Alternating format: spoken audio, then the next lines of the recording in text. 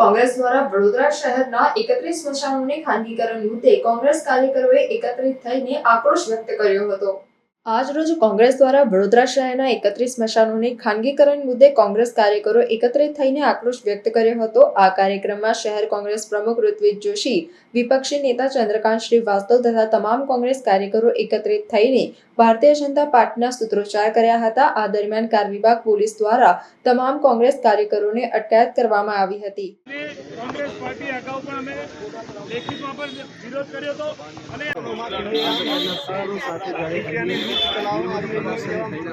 ભાજપના રાજમાં સુખ અને શાંતિ નથી, પરંતુ મૃત્યુ બાદ પણ આઉટસોર્સિંગ તરીકે ઓળખાતી આ રૂપિયા ખાનગીકરણ છે તેમાં સરકારી પૈસા નથી અને આ જ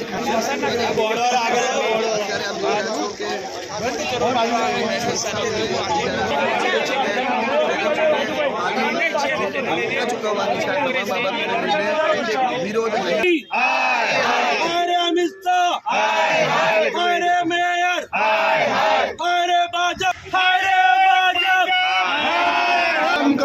डेप्यूटी मेयर शर्म करो, शर्म करो, शर्म करो, स्टेન્ડિંગ ના ચેરમેન શરમ કરો કરીને જે લોકો અહીંયા મૃતદેહ લઈને હવે અંતિમ ક્રિયા હંમેશા કહું છું, સ્મશાનના નામે નફો કમાવાનું બંધ કરો, બંધ કરો, બંધ કરો।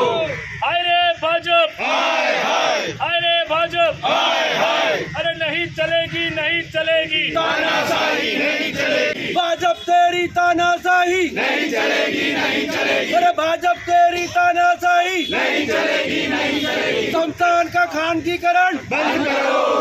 પરંતુ અન્ય સંસ્થાઓ, ગામો અને સંગઠનો આ મામલાને લઈને વિરોધ નોંધાવી રહ્યા છે। भाजप हमसे डरती है, पुलिस को आगे करती है, बंद करो, बंद करो, तानाशाही बंद करो, बंद करो, बंद करो, तानाशाही बंद करो।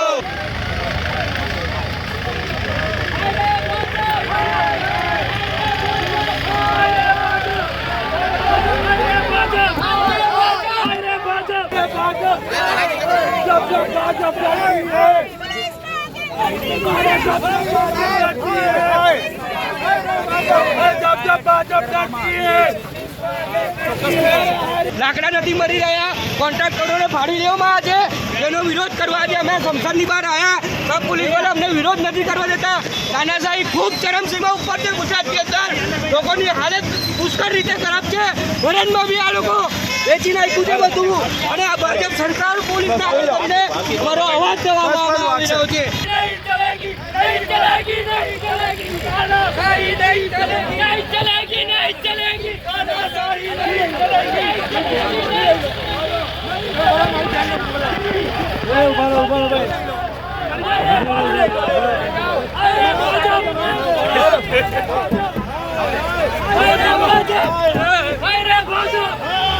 આ સૂત્રા સ્લોગન વાંચો, પ્લેન તૂટ્યા, રોડ તૂટ્યા, તૂટ્યા નદીના પુલ।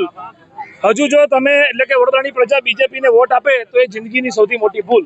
અને આ અત્યારે આ જે લખ્યું છે સ્લોગન, આ વડોદરાની પ્રજાનું સ્લોગન છે, વડોદરાની પ્રજાનું સ્લોગન છે। આ એમના વિચારો છે કે આ ભ્રષ્ટ શાસકો જીવતા જીવતો માણસને સુખ શાંતિ નથી આપી શકતા, લોકો વેરો ભરી ભરીને થાકી ગયા તો આ પાયાની સુવિધા નામે મીંડું, 2 ટાઈમ પીવાનું ચોખ્ખું પાણી ના મળે, સારા રોડ રસ્તા ના મળે, ગટરોના પાણી લોકોના ઘરોમાં આવે, ત્યારે આ બધા મુદ્દા લઈને તો કોંગ્રેસ પાર્ટી આંદોલન કરે છે। પરંતુ જે વડોદરાના 31 સ્મશાન કે જીવતા જીવ માણસ સુખ શાંતિ નહીં અને મર્યા પછી પણ આ સ્મશાનના નામે જે નફો કમાવાની જે સંસ્થાઓ, ખાનગી સંસ્થાઓને જે કોન્ટ્રાક્ટ આપ્યો છે એને સખત વખોડીએ છીએ। કોંગ્રેસ પાર્ટીએ આ બાબતે અહીંયા ખાસ વળી સ્મશાનની બહાર અમે અહીંયા ઊભા છે, દેખાવ કરી રહ્યા છે। વડોદરાના 31 સ્મશાનનો જે મુદ્દો છે, અલગ અલગ સ્મશાનમાં જઈને અલગ અલગ દિવસે આ કાર્યક્રમો કરવામાં આવશે, કારણ કે આ ભ્રષ્ટ શાસકો જે સત્તામાં બેઠા છે એ તગલખી નિર્ણયો લઈ લે છે। એસી કેબિનમાં બેસીને મેયરને રાતે સપનું આવી જાય, સ્ટેન્ડિંગના ચેરમેનને સપનું આવી જાય, ડેપ્યુટી મેયરને સપનું આવી જાય, એટલે રાતોરાત સ્મશાનનું ખાનગીકરણ। અરે ભાઈ, તમે આ જે સેવાકીય સંસ્થાઓ જે સેવાના હેતુથી કામ કરતી હતી એની પાસેથી કોન્ટ્રાક્ટ લઈને તમે નફો કમાવામાં, એટલે કુદરત તો નહીં છોડે, પેલું કહેવાય છે ને કે ઓછા લાકડે નહીં પડે કોઈ। જેને પણ આવા તગલખી નિર્ણયો લીધા છે, શરમ કરો ભાજપના નેતાઓ। અને ચૂંટાયેલા કોર્પોરેટરો ચૂપ છે, ચૂંટાયેલા ધારાસભ્યો શરમ આવી જોઈએ વડોદરા શહેરના ધારાસભ્યોને। એ કંઈ બોલવા તૈયાર નથી. સાંસદ તમે મોટી મોટી વાતો કરો છો, દેશના પ્રધાનમંત્રીની સાથે ફોટો પડાવો અને અહીંયા એને કલેક્ટર ઓફિસમાં તમે જે વહીવટો કરો છો બધું ખબર છે, પણ વડોદરાની પ્રજા માટે તો બોલો. જે પ્રજાએ તમને ખોબે ખબરીને વોટ આપ્યા એ પ્રજા માટે ક્યારે બોલશો? નહીં બોલીએ તો આવનારા દિવસોમાં આ ભાજપના નેતાઓના ઘરે જવામાં આવશે અને ભાજપના કાર્યાલયના ઘેરાવ પણ કરવામાં આવશે. કારણ કે પ્રજાના પૈસે તાકરદીના કરી રહ્યા છે. મીટિંગ ઈટિંગ ને ચીટિંગ આ મહાનગર સેવા સદનની મેવા સદન થઈ ગયું છે અને આ જ વસ્તુ પ્રજાના રૂપિયાનો વેડફાટ થઈ રહ્યો છે. કોંગ્રેસ પાર્ટી આ બાબતે આંદોલન કરી રહ્યું છે.